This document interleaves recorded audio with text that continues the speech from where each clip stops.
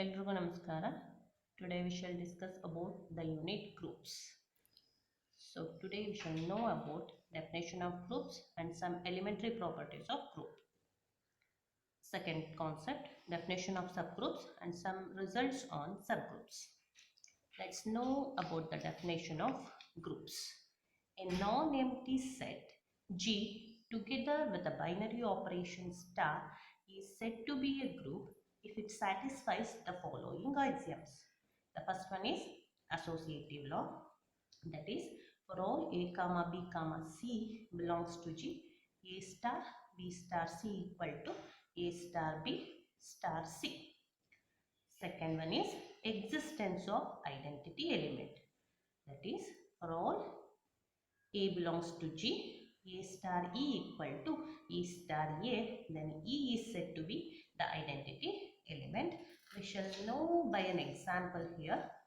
Suppose we consider a group G equal to 0, 1, minus 1, 2, minus 2, like this. Under the binary operation addition, if I consider the element 1 belongs to G and 0 belongs to G, 1 plus 0, which is nothing but 0 plus 1, which is again 1. Then 0 is said to be identity element. Okay. The third law is existence of inverse element. Again, for A belongs to G, there exists B belongs to G such that A star B equal to B star A. You should get it as an identity element. Again, we go for the same example. Here, I will consider 1 belongs to G and minus 1 belongs to G, such that the operation is addition again. 1 plus of minus 1, which is nothing but minus 1 plus of 1. This is nothing but 1 minus 1, minus 1 plus 1, that is nothing but 0. And we know 0 is the identity element. So if a non-empty set G satisfies all these three conditions, then we are going to say this non-empty set G is a group under the binary operation star. Okay, and it is denoted by G comma star. Next, we shall move on to abelian group. A group G star is said to be an abelian group or a commutative group if the binary operation star is commutative, that is, for all a comma b belongs to G, a star b equal to b star a. Okay. Again, finite group. A group G star is said to be a finite group if the set G is a finite set. Infinite group. A group G star is said to be infinite group if the set G is an infinite set. Okay. Next, important, order of the group. The number of order of the group means the number of elements in a group G is called the order of the group G, and it is denoted by O of G. Okay. Again, we'll go for the same example here. What is order of this group according to the definition? Number of elements present in this group. Here, what is the number of elements? 1, 2, 3, 4 and 5. So, the number of elements in this group is 5. Therefore, order of this group, that is O of G, is nothing but 5. Okay. So, we shall know some elementary properties of group. In a group G and the binary operation dot here, that is multiplication. The first one is identity element is unique. The second property is every element A belongs to G has a unique inverse and it is denoted by A inverse. For every A belongs to G, A inverse whole inverse is nothing but A again, the element A again. The next property is for every A comma B belongs to G, AB whole inverse can be written as or is written as B inverse AA. first, then A. AB whole inverse is nothing but B inverse A inverse. The inverse of the identity element E is itself. Inverse for an identity element is E again. Again, next property, for all A comma X comma Y belongs to G, these are the elements in G.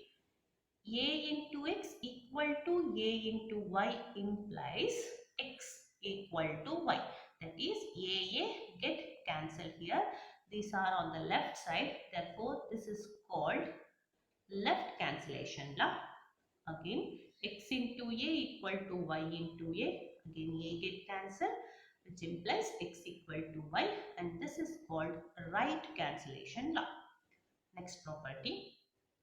Given two elements A comma B belong of G, there exists a unique X and Y belongs to G such that A into X equal to B and Y into A equal to B, which implies X is nothing but A inverse of B and Y is nothing but B inverse of A. B into A inverse, sorry. Next we shall know some important points. If every element of the group G is its own inverse, then G is abelian. If G is a group of even order, it has an element which is not an identity element whose inverse is itself. If A comma B are any two elements of a group G, then A into B whole square equal to A square B square if and only if G is abelian. Okay. Next, we shall know the definition of subgroups. A subset H of a group G comma dot is said to be a subgroup of G if H itself is a group under the same binary operation defined in G. H must satisfy all the axioms that we have discussed earlier, that is associative law, existence of inverse and existence of identity element. We shall know some examples for this subgroup. The subset H equal to 1 comma minus 1 is a subgroup of G equal to 1 comma minus 1 comma I comma minus I, which is nothing but fourth root of unity. Second one is the group Z of integers under the binary operation addition is a subgroup of the group of real numbers under the operation addition, as well as this is also a subgroup under the group of rational numbers under the binary operation addition. Again, some important points. Every group G has at least two subgroups. One is the group G itself and the other is the subset H equal to identity element. H contains only the identity elements. These are the two subgroups, and these subgroups are called improper subgroups, or you can also name it as trivial subgroups.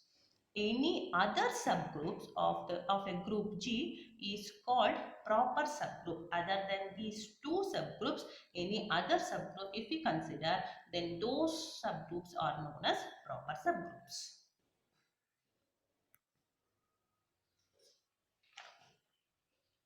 Okay, next important point. A necessary and sufficient condition for a subset H of a group G to be subgroup is A comma B belongs to H, A into B inverse belongs to H. A non-empty subset H of a group G is a subgroup of G if and only if that H satisfies this condition. A comma B belongs to H and A into B inverse belongs to H. We already know the condition for a subset to be subgroup is it must satisfy all the axioms, all the three axioms. Apart from that, one more necessary and sufficient condition for a subset to be a subgroup is it A comma B belongs to H, A into B inverse belongs to H. Next, let H and K be any two subsets of a group G star. The product of G dot, the product of H and K is denoted by H into K, is a subset of G and is defined by H into K equal to small h small k, such that small h belongs to the subset H and small k belongs to the subset K. That is, the subset HK contains the elements like H into K. Let H be a subset of a group G. The set H inverse is defined by H inverse equal to A inverse such that this A belongs to H. This H inverse contains all the inverse elements of H. That is, the H inverse is the set of all the inverse element of H. Now, we shall know some properties or some results related to subgroups. If H and K are any two subset of G, then HK whole inverse is equal to K inverse H inverse. So, we shall know about the proof. For this, let an element X belongs to HK whole inverse such that there exists small h belongs to capital H and K belongs to capital K, such that this X element will be of this form, X equal to HK whole inverse. Since this element that belongs to HK whole inverse, the HK whole inverse contains the elements like HK whole inverse, small h, small k whole inverse.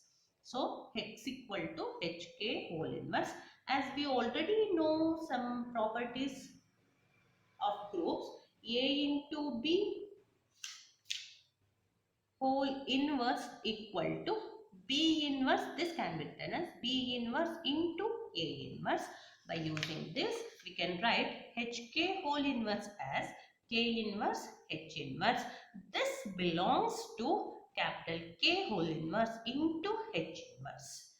X equal to K inverse H inverse, therefore which implies X belongs to K inverse H inverse. But we have considered X belongs to HK whole inverse and we have proved X belongs to K inverse H inverse, which implies HK whole inverse is contained in K inverse H inverse. HK whole inverse is contained in K inverse H inverse, and we'll call this as equation 1. Again, we'll consider one more element, that is Y belongs to K inverse H inverse. Again, there exists small k inverse belongs to capital K inverse, H inverse belongs to H inverse, such that the element Y will be of the form Y equal to K inverse H inverse. Okay, so then this can be written as this, Y equal to K inverse H inverse. This can be written as Y equal to HK whole inverse. Again, by using the same result, B inverse A inverse can be written as AB whole inverse. Okay, so Y equal to HK whole inverse. That implies this Y belongs to HK whole inverse. We have considered Y belongs to K inverse H inverse and we have shown Y belongs to HK whole inverse. This implies K inverse H inverse contained in HK whole inverse. Therefore, equation 1, what equation 1 says? HK whole inverse is contained in K inverse H inverse, and equation 2 says K inverse H inverse is contained in HK whole inverse. Therefore, from equation 1 and 2, we can say HK whole inverse equal to K inverse H inverse. This is one result.